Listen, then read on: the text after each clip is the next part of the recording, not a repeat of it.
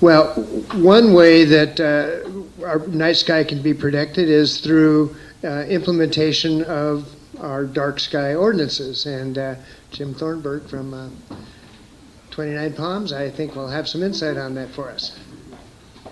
Thank you very much. Hello, everybody. Good to see a great turnout. A little about myself. I got here in '96 with the Marine Corps. Spent almost the next 20 years with the Sheriff's Department. And about 2.5 years ago, got on with the city. So very interestingly, like Michael, one of the first things that my wife and I did when we bought our house 20 years ago last month was we had a great big light, and we had talked, we've known Pat and Paul and Jane forever, and hey, this is a night sky community and all of this. So we went and we found one of the shields to shield everything. And within the first week of doing, first week of being here, it was the big thing that we had done. I got on with the Sheriff's Department, and I dealt with all of the funny, happy, angry neighbors and throwing stones and shooting lights out and doing all of that. So we would get called to all of these unhappy people that were like, hey, my neighbor's doing this and we don't like it. Well, as the Sheriff's Department, I got trained on a lot of stuff, and being the light police was not one of them. And so we were just, hey, you've got a civil issue with your neighbor, you're going to have to take them to court, get a restraining order, and work something out this way. Well, lo and behold, 2.5 years ago, I have a light ordinance to enforce now. So, learning lots and lots of stuff. Like most everybody here, my wife and I love the night sky. Very important. We chose to raise our children here, and being able to maintain that. So being able to be part of the city, help enforce that. And the biggest part is education. Most people don't know that there are violations, and they don't know where to turn. And, just some of the stuff that I'm going to be able to take through, and the city stance on everything is education before enforcement. And you've got to show them this is what you need to do, this is where you go, this is how you do it. The city is really kind of leading the way. One of the big things, if you've been around 29 Palms, we have recently redone our skate park. And there were 14 very large lights that were all 750 watt lights each. And this kind of ties into everybody's statements.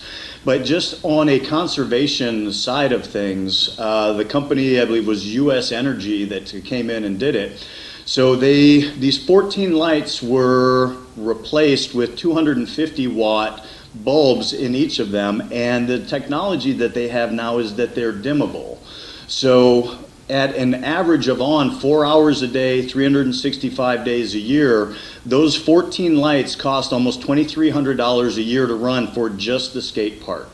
With the technology that we have installed over there, they immediately went to 250 watt bulbs, and we were able to dim them down to 60% of that. And the technology is if there's no use for 20 minutes, it drops down to 10%. So our annual cost for those 14 lights now is under $400 for the city. So that's substantial savings, and that doesn't include everything else that we've done. Caltrans has done all of their work changing to the LEDs. The city has changed all of their other lights, and we're going to have other ventures going forward with that. The enforcement is always the challenging things. There's probably very few people here that have had somebody puff up and want to fight because you come up and saying, hey, you've got a light and we've got an issue and we've got to talk about it. But people don't like being told what to do. So you've got to have creative ways of presenting solutions to them. How can we help? What can be done? And again, if you went to the Home Depot and there was only one light that is available. We've got Amazon and a lot of online things, and everything ships now. So it's a lot easier than it was 20 years ago.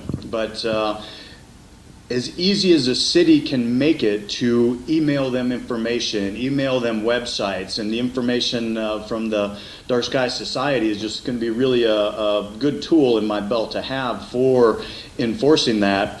I thought when I retired from the Sheriff's Department, I wouldn't be out working midnight. I'm out at 4 o'clock in the morning driving around looking at lights and doing all kinds of craziness. But the city I'm very proud of is really moving forward. the city itself has a couple of ways of enforcement. One, we can get in front of a judge, or we have civil assessments that we can go, and those are always a last resort. And I've been very fortunate in my 2.5 years that I haven't had to issue a citation. I've been able to talk to people and get them into compliance, and it's a nice thing to do. And the thanks that I've gotten from the neighbors and just the communities as a whole. I know I've got a light issue with a house next door. I've got a brand new neighbor, so I've got to go have a little heart-to-heart talk with them. But it's never ending. But we do have a very interesting light sky ordinance. Some of the stuff, the table that John had put up there with the recommended and the non-recommended lights are on the city's website. I email that out to a lot of people when I am going to enforce and saying, here, if you're going to be buying this, we recommend that if they're building houses to make sure that they are including that into what they're thinking about. We get a lot of people that come from the LA area that don't think about it. Being raised in a metropolitan area and my law enforcement background, the bad guys don't like light. If they can creep around and not be seen, but it is the smart use of the light and the motion sensors and all of the things that are now available at very reasonable prices to where we can accommodate everybody and get going. Some of them are the enforcement is a challenge because you have to quantify things. If you get to the point to where you write a citation, you have to back up. How did they violate this? Through photographs, through light meters, and if you've got a meter, it's got to be calibrated. And where are you measuring from? And it gets really complicated. So we've got some of the easier terms are the light trespass, and if they're not shielded. So the quantitative measures are a lot more difficult to prove. The light trespass and that really easy, and that's what I've been able to talk to people about and gain their compliance.